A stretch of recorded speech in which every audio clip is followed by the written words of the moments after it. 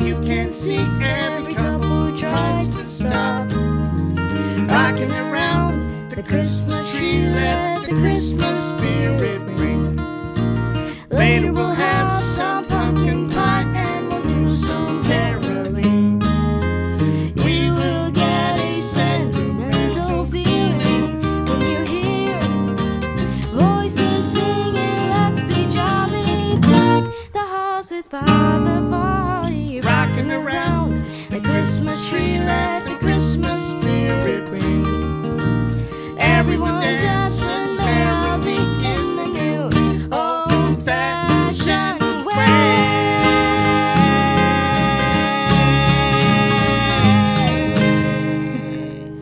Happy Christmas and Happy New Year. I hope you have a good holiday, and I'll see you in 2026. I'll see you in 2026. DanGryder, probable cause. I know you're missing the original intro for the show. It's the last one of the year. Thanks for stopping in. Get yourself a cup of coffee. I'll go ahead and do the regular intro that you're looking for right now. And here it comes. 2, ready, go.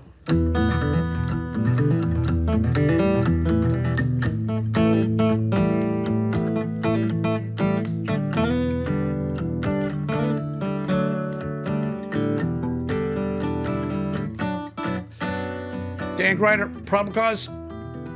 Probable cause. Probably. It's December 28th, Sunday night. Glad to have you with us. You know, we had 2,200 people in here in the live chat last Sunday night. It's the last one for the year, and I think the number one complaint I got from last week's video was how long the intro was and how long it took for me to get around to what I wanted to say. So this week I've made it a little bit longer to make you suffer a little bit more. I've got the information on the Greg Biffle crash. I'm going to put that at the end, and there's nothing you can do about it. This is my YouTube channel, and this is the way I do it. I've got some stuff that I want you to hear. That's the bait. Is it clickbait? Probably is. I'm going to make you wait and get to the very, very end of this video for the Greg Biffle information that I've got. It's the last day of the year, 2025. For those that have supported and watched during the year and helped us reduce this general aviation fatal accident rate over the last 6 years, I appreciate that. I'm going to play one quick clip shot in 2019 when I was first talking about lowering the general aviation fatal accident rate. This is me with Josh Flowers before I ever had a YouTube channel, when I was just envisioning how this could occur and how we could step this down all the way down to 12 per month, 11 per month, how we could step it down in a linear fashion, and how satisfying is that going to be when we finally start to see that general aviation start on its way down, the rate start on its way down, that fatal accident rate is going to start its descent. What you and me will eventually see that's going to make it all worthwhile is that accident rate. We're going to see that fatal accident rate start to decline. It's going to start its descent, and that'll be a satisfying day. That will. So it is kind of satisfying currently today. As of tonight, sitting here as far as I know, we're at 143 for the year. 143 general aviation fatal accidents, so that is very good. It's 143 more than what I want, but we had to establish a method of keeping track, a database, and we've done all that. We're lowering it little by little through education. Not just me, the entire internet universe world is helping to increase awareness, increase the speed, the turn time on accidents and what happened so that we can learn faster while the accident is still fresh in our minds. The Greg Biffle crash, I'm going to give you a quick teaser here. It was not the baggage door. It has nothing to do with the baggage door, and the baggage door did not come open on takeoff. For sure, it was not a stall spin left base to final. Definitely not a stall spin. And it was not an unstabilized approach. The NTSB said that the airplane appeared to be flying a stable approach. All they meant by that was that it was wings level. It wasn't turning. NTSB never said stabilized approach. Stable approach just means wings level. And there's a big difference between stable and stabilized. We're going to get into that. The main thing that you have to know here is that I have an eyewitness that has agreed to go on camera and talk about what she saw when the jet crashed and moments before it crashed, what she saw. That eyewitness video has never been seen. And I want you to think about this and the courage that this young woman had to give me this information and agree to go on camera. No opinion and no speculation on her part. Her only wish out of all of this is that somebody could get some information and learn something and do something better quicker. And I commend her for her courage to go on camera and tell us what she saw. You're going to get to hear that. The rest of the recordings that I talked about last Sunday night from around the traffic pattern, I've got those via Vast Aviation, and I'll play those as well in real time so that you can kind of see that as well. Anyway, it is Sunday night. It's the very end of the year. It's a big deal for me, and I appreciate you guys so much. If you're in the live chat with us like normal, say hi and get yourself a cup of coffee, a little bit of popcorn. I'm wearing my dad's flannel shirt, 2025. I lost my dad, 96 and a half years old. This show is dedicated to the memory of my dad.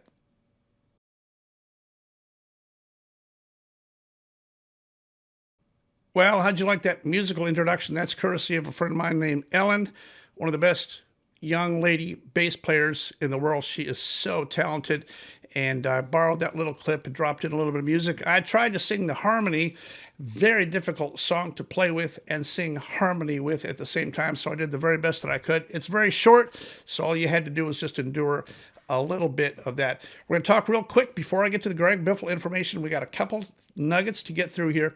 First of all, our conference in Florida, our General Aviation Safety Summit, is January 2 through 4. Good news is we are sold out. It's our first conference. DTSB has never tried to produce a conference before, and I'm very, very happy with where we are. We met our obligation. It is sold out. We have availability to do this again in subsequent years. We wanted to keep this one small. This will be less than 100 pilots at a very quaint location. It's all inclusive, and we're totally set for those of you that have registered to attend. I appreciate that a lot. I think we're going to have a great time.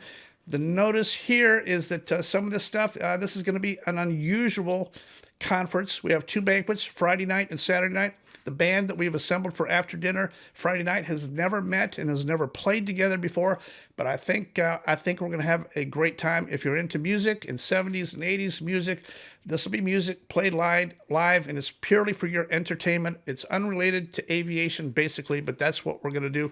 The conference is packed full of talented, unbelievable presenters who have volunteered their own time. Each presenter has paid his own way, including his own travel, his or her own travel, and their own conference reservation in order to present for us, and we appreciate that. Nobody at DTSB is on the payroll. There's nobody getting paid. We don't have anybody on any kind of a salary, and this entire conference is produced at cost for the purpose of figuring out if we can do future conferences and if we can get some information together and make a plan. This is a brain think tank weekend to collaborate, share ideas, and create a wealth of information that we can use going forward in 2026. I've got one segment of a presenter that I did a Zoom call with. This guy, Elliot Stone, I gave him a little bit of a hard time, but he's an attorney in California. This is a huge topic. This has to do with aircraft registration and going dark. He knows a lot of stuff about a lot of stuff, and I'm going to play that Zoom interview with Elliot next. Welcome, Elliot Stone. It's Sunday night and everybody's watching you. What have you got to say for yourself? You're a California fruit and nut. What have you got to say for yourself? Well, yes, I'm from California. I have a practice in California, Stone LLP. I'm a California licensed attorney, but I'm not a fruit and I'm not a nut. All right, well, I'll take that. You're going to be at our conference and you've got a special topic and a special subject that's near and dear to everybody now concerning privatization for aircraft. Even though you're a California attorney, the way I understand it, you're licensed to practice law concerning aviation and be a consultant in all 50 states concerning other things too. And we'll get into that in 1 second. FAA Part 13 and Part 16 complaints, privatization, representation on LLCs and things like that. Is that accurate to say that you can help people no matter where they live?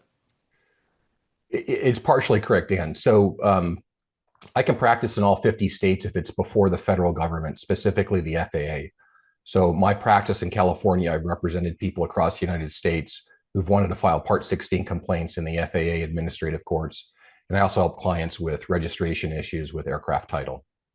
Exactly. So I'm going to put this on the screen here so everybody can see, but this is basically what we're talking about, your presentation at our first annual DTSB General Aviation Safety Summit has to do with the new laws concerning privatization.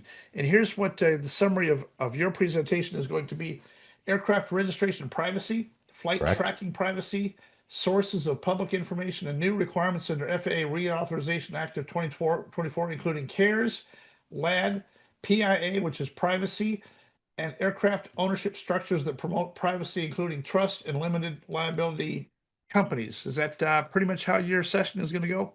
That's correct. There's two major categories that I'm going to talk about. The first is operational privacy. How do we keep operations of the aircraft as it moves around the United States private to the greatest extent possible? And then the second major bucket is privacy related to the registration of the owner of an aircraft. And we're going to unpack both of those major issues to maximize strategies for maintaining privacy. And in this era, privacy is security. Yes. So, and you're also available one-on-one to talk with and chat with. You're going to be at our conference for the entire weekend, so anybody can walk up and say hi and discuss what they're thinking. And anybody that's got questions for you, this is kind of a free-for-all without being a registered attorney-client relationship or anything like that. You're just a pilot, and you're going to be there. I would say that you're available to talk to people as necessary at our conference. Absolutely. I want everybody that's there to realize there's no attorney-client relationship, like you said, but I'm more than happy to discuss things of a general nature, how all this works, and answer any specific questions that attendees may have. Perfect. And the question I get at least once a week now is concerning these FAA Part 16 complaints and usage, proper usage of an airport. Non-aeronautical usage of things at airports. It's a huge thing. I see it at my airport all the time. Non-aeronautical use, and you're probably the nation's, I'd say you're probably easily in the top 10 nationwide attorneys concerning FAA Part 16 complaints. Is that accurate? Yeah, there's about 10 to 12 practitioners that practice in this area, the major ones. And FAA grant assurances, in a nutshell, whenever the FAA gives or grants money to an airport, there are strings attached. Like every dollar the government gives, they give a dollar, but there's many strings attached. Those are called grant assurances. One of which you identified is that if the FAA is going to give money to an airport to build it out, the FAA wants to be sure that that airport is being used for aviation purposes, not to store cars, run machine shops, or do anything non-aeronautical. Yes, it's a huge deal. It's an ongoing thing. At my current airport, you and I are currently working on a project for that airport. We've seen some improvement in our Griffin toxic water situation, but we're not fixed yet.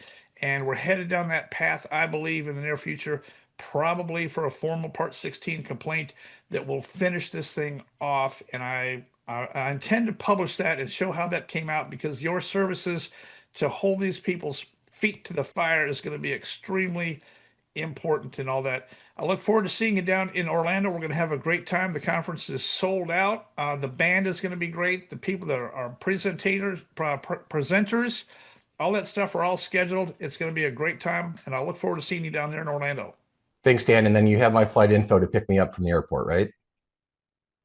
Sorry, the communication just got cut off. I couldn't hear any of that. Got it. Yes, we'll pick you up. Yes, we'll pick you up. Thank you. All right. See you. We'll see you in Florida. Bye. Part of the information concerning going dark has to do with the new laws that came around in early 2025. FAA concerning privacy. We're now entitled to privacy on several things. We're not turning off ADSB. This has nothing to do with turning off your ADSB in flight. That is not what we're doing. We're making it so that you're not trackable. There's a company called Vector who's sending bills to people. I'm going to put a bill up on the screen here. This is a bill that I received for an airplane that I'm currently flying from Ogden, Utah. We were never in Ogden, Utah, and this bill came in. It had the correct information, and it's all because prior to me getting this turned off, all that information was available. Vector is sending bills and and threatening with liens and things like that. The very, very best way we have to offset this is to go private, where Vector can't find you. They don't know where to send an invoice. They don't know who owns the airplane, and they can't do it. The very, very best way to do that is via an anonymous LLC. Change your registration, make an anonymous LLC out of state, and keep your address and all that stuff hidden. You're entitled to it. It's completely legal. I'm going to put this up on the screen here. If you'd like to start an anonymous LLC, this company is one of the very, very best. State of New Mexico and Wyoming are the two states that do the very, very best at this. Our conference will have detailed information on why you should do this and how to do it specifically. If you'd like for me to help you set up your LLC, I'll put this link in the description. Click on this link and you can be on your way to setting up a new anonymous LLC in New Mexico or Wyoming, and I'll show you exactly how that works. If you click on this link, it's associated with me, and I can help you. I can go in there and help you get this LLC set up, and also I will help you with all the rest of your FAA paperwork that has to be done in order to make your registration private and your tracking private so that FlightAware can't track you. I've done it on 5 airplanes so far, and it works good. All right, that's it for the conference information. I hope to see you guys down there, and I'm looking forward to it. This is January 2, 3, and 4, and we probably will not have a Sunday night video on January 4, just because we'll still be down in Orlando wrapping that up. Anyway, it is Sunday night. Let's get on to the conclusion of 2025 information as we know it so far. So as of tonight, December 28th, there's only a few days left of 2025. We're sitting at 12.015 fatals per month. That's the metric that we're using to track our progress to see how we're doing. If we make it to midnight tonight, this screen will track and roll over, and it's going to show less than 12.0. We are currently sitting at 143 fatals, so we could actually afford one more to end up at 144, which would be our goal of 12.0. If we don't, here's the matrix. I'll put this up on the screen here. If we don't, we'll end up at 11.916. If we have one more, we'll end up at 12. And if we have 2 more, we'll end up at 12.08. Regardless, it's a success. 2025 year, the best year since the dawn of time, general aviation fatal accident history. It's the best we've ever done, and we're going to take it even lower. I'm going to show you this graph next. This is the year, the goal, what we actually did and what we achieved. So starting in 2019, we set a goal of 18, and then 17, and then 16. So for the year 2019, we were even. For 2020, we were 2 under. For 2021, we were 1 under. For 2022, we were 4 over. 2023, we were 6 over. 2024, we were 4 under. And as of today, as it sits right now, we're 1 under. We're 11.916 as it sits for tonight, if we have no more fatals for the end of the year all the way through 2025. Remember, as of tomorrow morning, there's only 3 days left of the year. So we'll see how all that works. Now, let's get on to the fatals that we have had since last Sunday night. I'm going to talk about this Bonanza out in Oregon. Here's the data on it right here, and here's all that we know. This is Bonanza November 9540 Romeo. I don't know very much about it, but it happened on the 23rd of December, and here's a picture of the airplane. And then the next one is a very interesting one, November 2785 Romeo. I'm going to show you a little bit of video here. This was interesting because I got up that morning and Aviation Safety Network showed it as a fatal. I got to looking at it, and here's a picture of the airplane. Here's some video footage of the airplane. Here's what this guy did. He took off going to the south from Loma Linda Airport in California, and he had his LOTOT or ROTOT. He tried to turn around. He attempted the impossible turn, stalled it, right wing down, hit hard.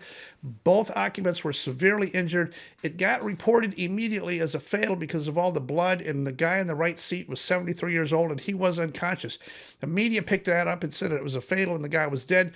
Truth was, they gave him CPR, revived him, got him on a stretcher, and got him to the hospital. Today, both guys are still alive, even though they're both in critical condition. Both are still alive. What could they have done different? Take a look at this Google Earth scene here. This is where they were, and this is where they could have gone.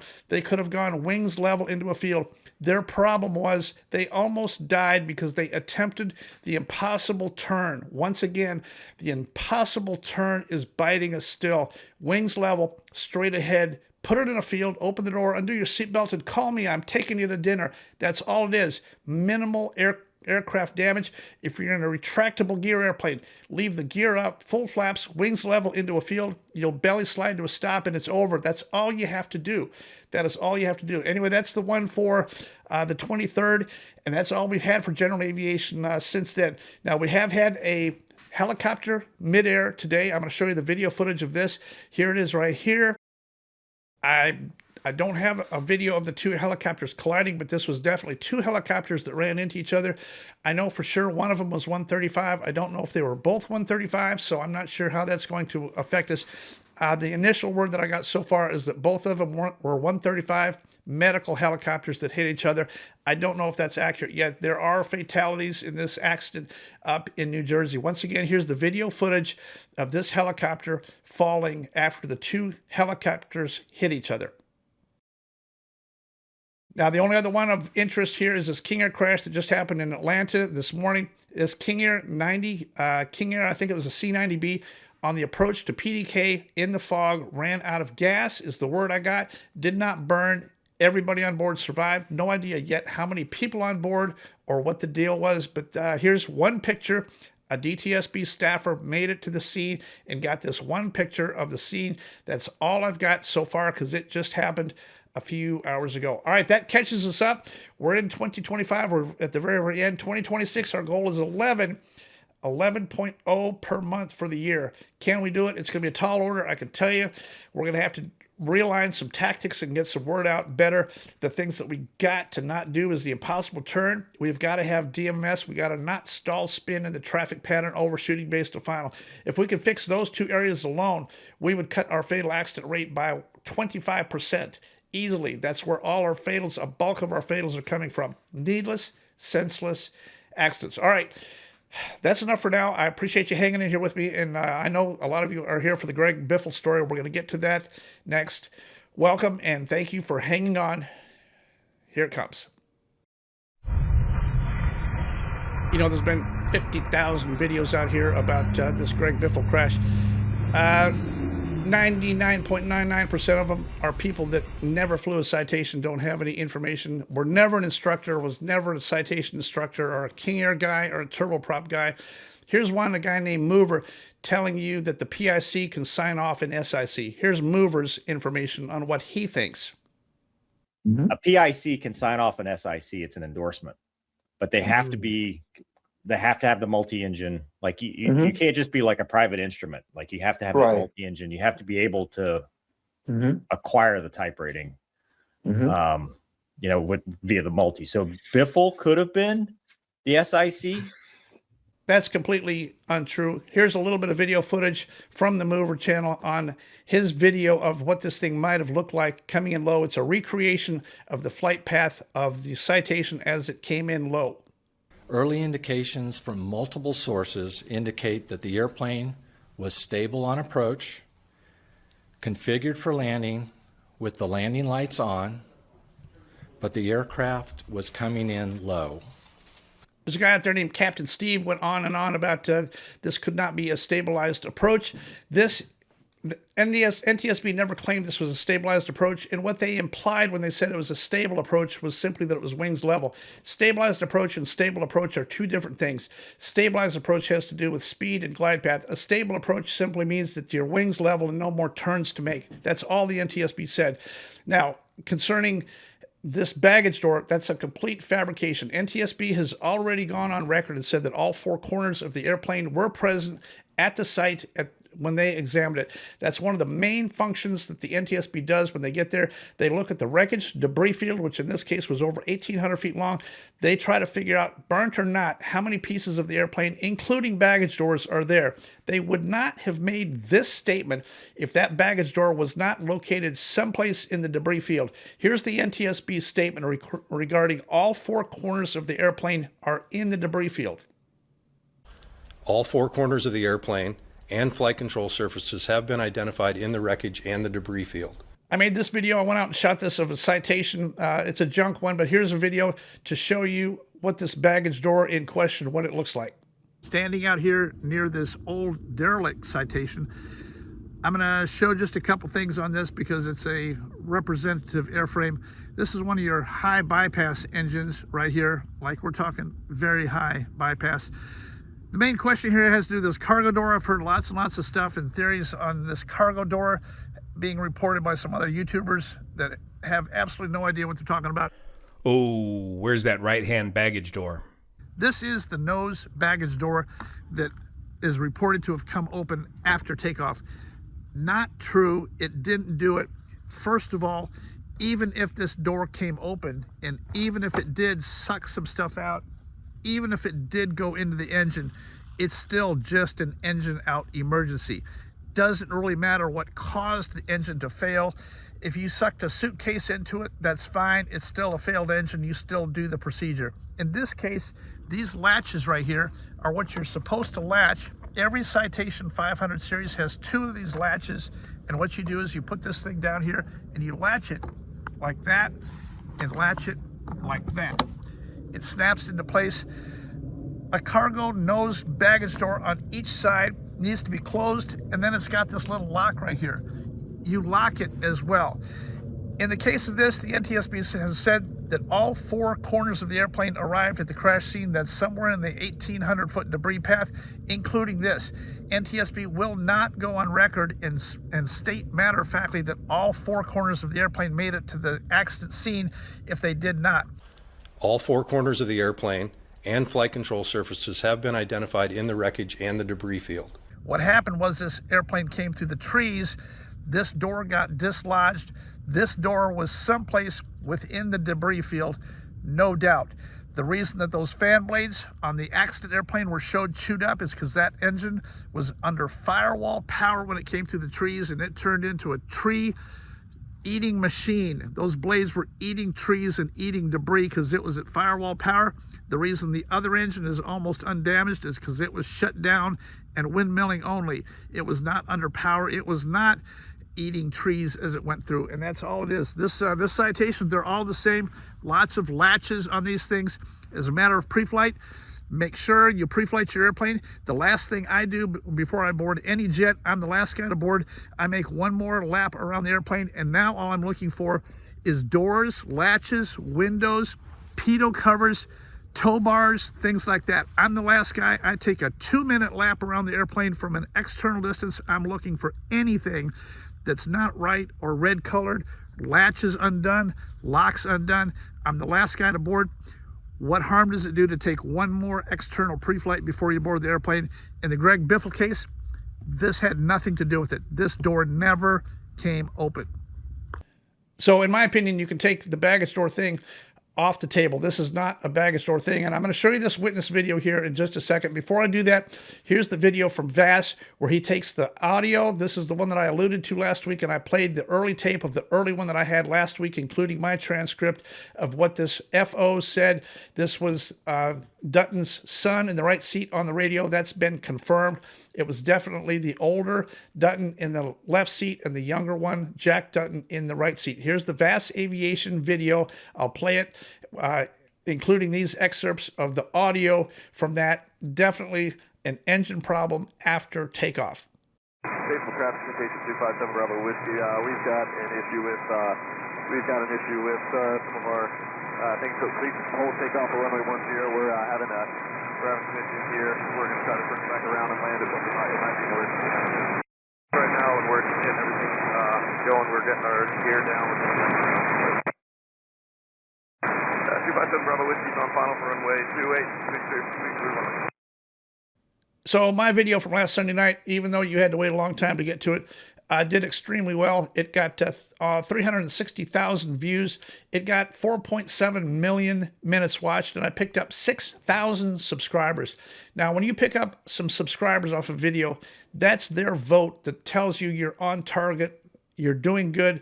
Yes, the intro is long, and yes, it takes me a long time to play my music and do my thing and talk about what I talk to before I get to the meat of the matter. However, that is my YouTube channel. It's a show. It's designed to be entertaining. I'm trying to get you in here. I'm trying to hold your attention so that I can tell you what I want to tell you. And what I want to tell you on this one is that there are lessons to be learned that have to be learned instantly. We cannot wait 3 years for the NTSB to tell us what they think might have happened. We have to get some takeaways off of this. There's guys getting ready to take off in a citation tomorrow that need this information. The person I'm going to show this video for, I want you to honor her and leave her some comments and thanks. We discussed this over and over, whether it was appropriate for her to go on camera and say what she saw. She had the courage to agree to do this. There's no opinion and no speculation, and I don't want anybody beating her up for her courage to simply tell you what she saw. I'm not going to give you her name or anything like that, but she is one of the 4 people that watched this whole thing happen, and she was there. My mad respects to this young lady for agreeing to help all of us in giving us a direct, firsthand view, an eyewitness account of her eyewitness account. I'm with my special friend from Statesville, North Carolina. How are you tonight? I'm good. How are you? Good. I sure appreciate you taking the time. You're one of many, many people up there who have information on this crash. And according to the things that I've kind of been able to put together, you're one of the people that saw the jet on the downwind leg. Is that correct? Yes. So here's the FBO, the temporary FBO building. Is this the facility that you were in right there, this temporary trailer thing? Is that where you were? Yes, it is. Okay, and then here's the inside of the lobby area where this Unicom radio. Is this the lobby area where you were? Yes. And then this little gizmo here, this is the Unicom radio. Is that the one that we're talking about? Yes, that is. Okay, so basically tell me what happened. You came out of that trailer and you faced the south and you physically saw the jet. What did it look like to you? So I was facing about midfield of the runway, and I saw the jet probably when he was right abeam the 1,000-foot markers. He looked pretty low and pretty close, but I just saw him when he was perfectly abeam downwind. Exactly. And you're an experienced pilot and instructor, so you know what a normal downwind looks like. Did this look like a normal downwind to you? For maybe a Piper, but not a jet. Right. So as it flew by, would you say that it was wings level? Yes. So it kind of appeared to be almost a normal downwind, except that it was lower and closer in. Is that fair? Yeah, I could see him like pretty much right below the clouds was where I could see him. Okay, good. Well, that's it. That's an important piece of information. You're one of the people that physically saw the jet on the downwind leg. What happened after that? We're not going to get into opinion and speculation and things like that, but just the nugget of information that you were there, you stepped outside that trailer, you heard the voice on the radio, you stepped outside and you saw it wings level on the downwind. That's very important information. Yep. Great. Thank you very much. I sure appreciate that. And that's, this is an extremely sad story all the way around, as you well know. I hope that we can glean some information, make some corrections, and get some better education for people out there in the future. And I want to wish you the very, very best in your career. You're a very intelligent, bright young woman. I'm sure you're gonna do fantastic wherever you go. All right. Thank you so much. The main takeaway I'm going to give you off of this is, number one, don't do that. We can't do that. I think I know why this occurred here. There's been a lot of speculation, and frankly, I agree with the reason that this captain elected to do this. All that'll come out later. Was he legal or was he illegal? That's going to be the million-dollar question. I'm not going to speculate on that. All I can tell you is he did get his initial citation type rating in May. It would be very difficult, if not near impossible, to obtain a single pilot exemption since May in that airplane. Could it be done? Technically, maybe yes. My gut feeling is that it was not accomplished, and that is the reason for all that. However, we're going to wait and see what the final result is. No final conclusion on my part. I'm not going to publish and tell you exactly what it was. because as of yet, I don't know. All right, let's take a look at the actual procedure for what you should do on this. Here's a little bit of information that they will never teach you in flight safety or CAE. If this guy had ended up single pilot and realized that he was out of energy, full flaps and gear down, as he turned the corner and overshot, what could he have done? You tell me, what could he have done other than sat there and rode it into the ground? What's the one thing that he could have done that no one ever thinks of? Here's the answer. He could have left flaps exactly like they are and raised the gear.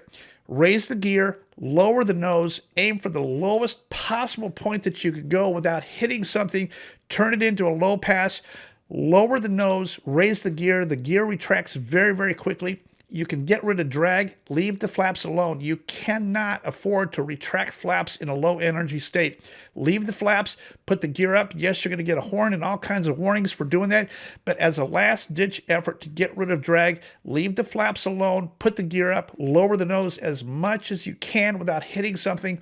Turn this into the most lowest low pass you can possibly do. That's the very, very best that you could do. They don't teach you that, but it will work. Leave those flaps alone. In the first place here, this should have never been done like we talked about last week. You have an emergency, positive rate gear, V2 to V2 plus 10 till you get to your flap retraction altitude, climb out on Wiener up to some safe altitude, declare an emergency, go someplace, do the whole deal, all that. Obvious. I didn't invent that. That's just the way that we do it. And I wish that that guy had done something totally different. The entire flight path and scenario of trying to fight to get back in here, staying visual among that trashy weather, is indicative of a tremendous amount of pressure to get back to his departure airport. And that's really all that is. All right, I think that's it for tonight. I want to say thanks, and I appreciate. Remember, you can donate to DTSB. It's the end of the year. We are a 501c3. Your donations towards this, there's nobody making any money. I don't have access to the bank account. I'm the chairman, but I don't even get to vote. I got 5 board members. This is completely squeaky clean. Your donations to the DTSB are a huge help for furthering these projects going forward. My YouTube channel has been non-monetized. I've never taken a dime off of YouTube for sponsorships or advertising or clicks or views. I do not get paid. Here's the screen view of that. I have not ever monetized in any way. And I will tell you that I am at the level, if I did turn on monetization for YouTube right now, I'm at a level of $11,000 a month. That's the amount of money I'm leaving on the table by not monetizing. It's $11,000 a month, free money, and I will not do it. I'm not doing it. YouTube and accidents and all this kind of stuff is not a money thing for me. I want us to get better. I want you to pay attention, and I want you to appreciate the work that all of us are doing to getting this information to you faster. I want you to take a look at the DTSB website and our data set so that you can see the data in real time and the probable causes. The probable cause for the Greg Biffle citation crash and the recommendation are already listed, and they're already on the website. All right. Happy New Year. Keep your fingers crossed. I hope for the best. We still got Monday and Tuesday and Wednesday to get through. I'm hoping for the best. Are we going to end up at 143 or 144 or 145 or even 146? We don't know as of yet. In any case, thanks again for a great 2025. Thanks for sticking with me, and it's been a great time. I'm going to get some banjo music on here for my tiny little itty-bitty fledgling YouTube channel, Dan Gryder. Probable cause.